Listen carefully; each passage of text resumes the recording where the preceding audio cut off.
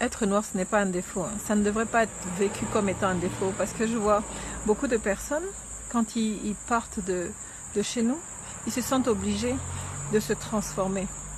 Même leur nom, même prononcer leur nom, c'est difficile pour eux parce qu'ils ont peur de ne pas être acceptés parce qu'ils sont noirs. Je vais prendre mon exemple. Quand je suis arrivée en Europe, ben écoutez, moi j'ai pensé qu'avec toute l'éducation que j'ai eue, ben je trouverais facilement du travail. On m'a dit que j'avais un accent. Après, quand il fallait prononcer mon nom au téléphone, on me demandait de l'épeler. Et quand je l'épelais, ça ruinait mes chances d'avoir un travail. Donc j'étais obligée même de parler plus vite et pas de modifier mon nom, mais je faisais en sorte qu'il avait un air différent. Je vois, il y a d'autres, par exemple, qui vont avoir des tissages, il y a d'autres qui vont essayer de se maquiller un peu plus pour cacher la couleur. Mais en fait, je me suis dit, bon, j'ai jamais fait ça, hein, mais je me suis dit, attends, j'ai déjà un accent, ce qui est normal, parce que je viens d'un endroit où on parle différentes langues.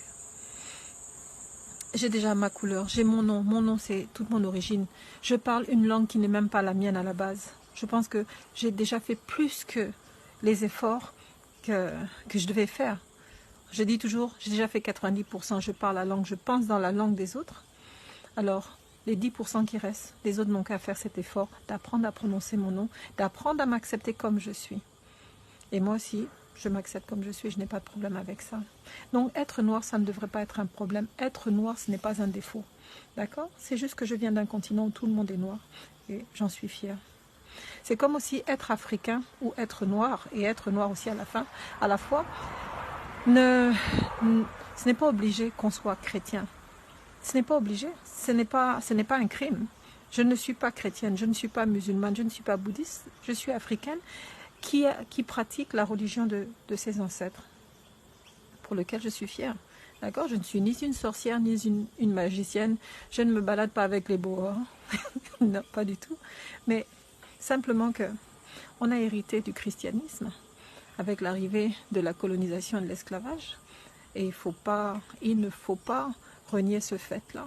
D'accord? La spiritualité prend une place énorme dans la vie des Africains. Nous avons toujours eu ce côté spirituel.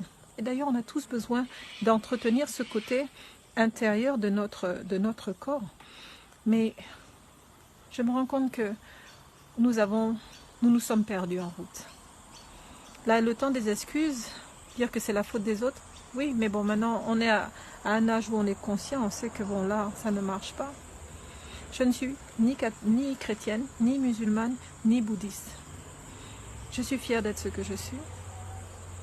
Et je pense que le meilleur ambassadeur de notre culture, de nos religions, même si elles n'ont pas un nom, même si nos religions n'ont pas un nom comme le christianisme, le catholicisme ou le bouddhisme ou ce que vous voulez, ça ne veut pas dire qu'elles n'existent pas.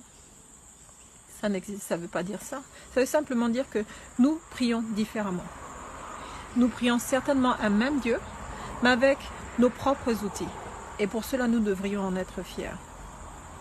Or, je vois là pour l'instant des choses qui me choquent. Comme d'habitude, hein. Je suis quelqu'un qui est choqué rapidement, comme on dit souvent. Mais voyez-vous, par exemple, je pensais au docteur Daniel Mukwege, à qui on a remis le prix Nobel de la paix. Dans un pays où la population est à 95% chrétienne. Je me suis dit, avec un si haut niveau de foi, de chrétienté, il n'y a pas la paix là-bas, alors que cette religion prône la paix, l'amour et tout ça. C'est la même chose par exemple au Nigeria, où 51% de la population est chrétienne. Et il y a aussi des troubles là-bas. Mais des troubles, vous arrivez dans toute la zone de l'Afrique centrale, nous sommes maintenant une zone à troubles, Cameroun, Gabon, Congo, Angola. Pourquoi? Ce sont des zones qui sont riches, leur terre est riche, par les richesses minières, le pétrole, la forêt, les eaux. Nous avons tout, nous sommes un continent béni des dieux. Avec tout ce niveau de chrétienté, toute cette aura divine qui nous entoure, nous n'arrivons pas à avoir la paix. Et comme je disais la dernière fois, c'est étonnant de prier autant et d'avoir si peu. Nous travaillons énormément dans nos pays, mais pas pour notre développement. Nous travaillons pour le développement des autres. Et nous sommes comme des esclaves consentants. Ce qui me choque énormément. Alors que nous ne devrions pas. Nous devrions embrasser notre culture. Nous ne sommes pas obligés d'être comme les autres. Être noir et ne pas être chrétien, ce n'est pas un crime. Ce n'est même pas un défaut. Être noir et embrasser sa propre culture, ses propres religions, c'est d'une logique. C'est comme si tu vois un Libanais musulman et tu dis, mais quoi, tu n'es pas chrétien? Ou quand tu vois un Chinois ou un Japonais, tu dis, mais quoi, tu n'es pas chrétien? Vous-même, vous allez dire, mais oh, mais pourquoi ils demandent ça? Ils ont leur propre truc là-bas, non? C'est la même chose pour nous. C'est la même chose. Et vous devriez embrasser ça. Et vous devez vous rappeler que la personne qui représente le mieux votre culture, c'est vous-même, c'est-à-dire moi, vous. L'homme africain, l'homme noir représente lui-même sa culture. Quand vous parlez du christianisme, excusez-moi, ça fait un peu comme un disque rayé. Quand vous me parlez de l'islam, quand vous venez d'Afrique noire, ça me paraît un peu comme un disque rayé. No offense, comme on dit. Je ne veux pas offenser qui que ce soit. J'ai un grand respect pour les religions de chacun. Les musulmans, les chrétiens, les bouddhistes, je respecte tout ça. Mais je demande aussi à ce qu'on respecte pour nous. Parce que pour nous, est aussi bon, c'est très très bon.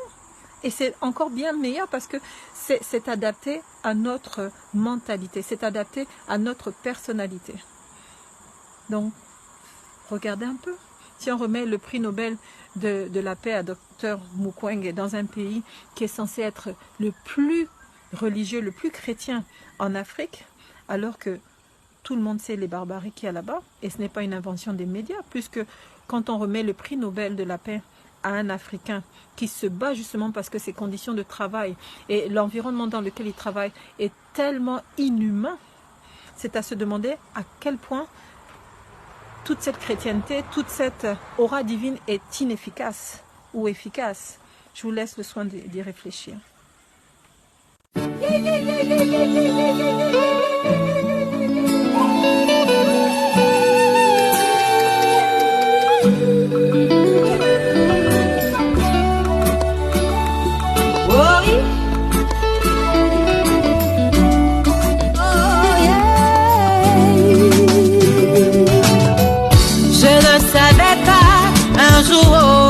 Que je pouvais me réapproprier mes valeurs africaines. Je ne savais pas un jour que je pouvais me réapproprier ma culture africaine. Mais il a fallu un jour que je rencontre quelqu'un sur mon chemin. Personne m'a redonné vie et aujourd'hui je peux m'affirmer Kemito. J'ai la rage, j'ai la raison, j'ai la raison, oh, oh, oh. J'ai la rage,